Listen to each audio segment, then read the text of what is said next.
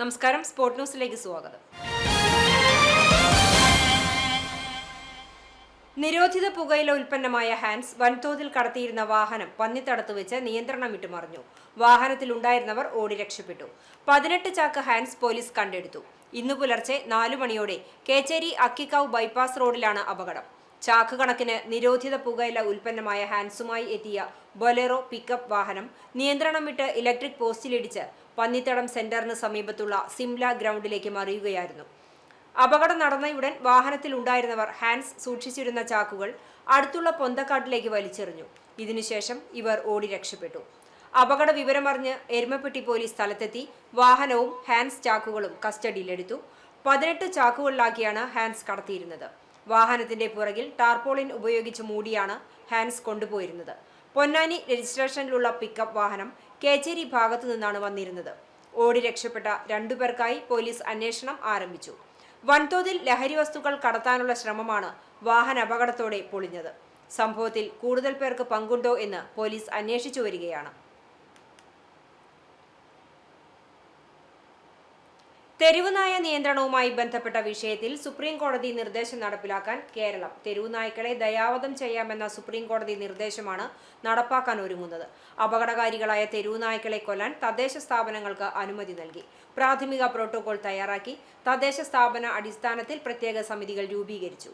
നായ്ക്കളെ കൊല്ലുന്നത് ഈ സമിതിക്ക് തീരുമാനിക്കാം. അതുപോലെ ഷെൽട്ടറുകൾക്ക് സ്ഥലം കണ്ടെത്താൻ കളക്ടർമാർക്ക് നിർദ്ദേശം നൽകും. 2-ൽ കൂടുതൽ നായ്ക്കളുള്ള വീടുകൾ ഷെൽട്ടറായി പരിഗണിക്കും. ഇവയ്ക്ക് പ്രത്യേക സ്മോൾ ഷെൽട്ടർ ലൈസൻസ് നൽകും.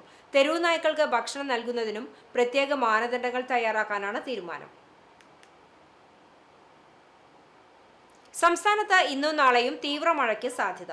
ഇന്ന് 11 ജില്ലകളിലും നാളെ 9 ജില്ലകളിലും ഓറഞ്ച് അലർട്ട്. കാസർഗോഡും വയനാടും എറണാകുളത്തും ആലപ്പുഴയിലും കോട്ടയത്തും ഇന്ന് വിദ്യാഭ്യാസ സ്ഥാപനങ്ങൾക്ക് അവധി.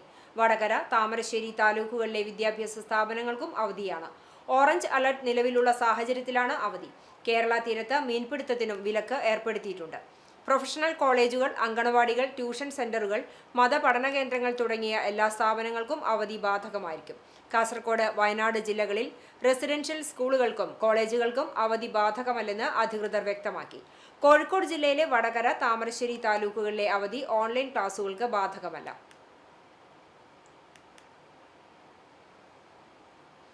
വെലൂർ RSRV ഹയർ സെക്കൻഡറി സ്കൂളിൽ ലിറ്റിൽ കൈറ്റ്സ് പ്രിലിമിനറി ക്യാമ്പ് സംഘടിപ്പിച്ചു.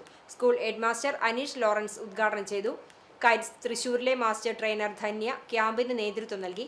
ലിറ്റിൽ കൈറ്റ്സ് പ്രവർത്തനങ്ങളെക്കുറിച്ചും യൂണിറ്റിന്റെ പ്രവർത്തന രീതികളെക്കുറിച്ചും വിദ്യാർത്ഥികൾക്ക് വിശദമായ പരിശീലനം നൽകി.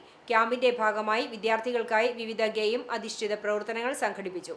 കൂടാതെ open tools, robotics, Arduino kit, വിവിധ സ്വതന്ത്ര സോഫ്റ്റ്വെയറുകളും വിദ്യാർത്ഥികൾക്ക് പരിചയപ്പെടുത്തി. ലിറ്റിൽ കൈറ്റ് കുട്ടികൾക്കുള്ള യൂണിഫോം വിതരണം ചെയ്തു. ലിറ്റിൽ കൈറ്റ് മെന്റർമാരായ ലീമ പോൾ തറയിൽ, സവിത PV എന്നിവർ ക്യാമ്പിന് നേതൃത്വം നൽകി. ഇതോടെ സ്പോർട് ന്യൂസ് സമാപിക്കുന്നു. നമസ്കാരം.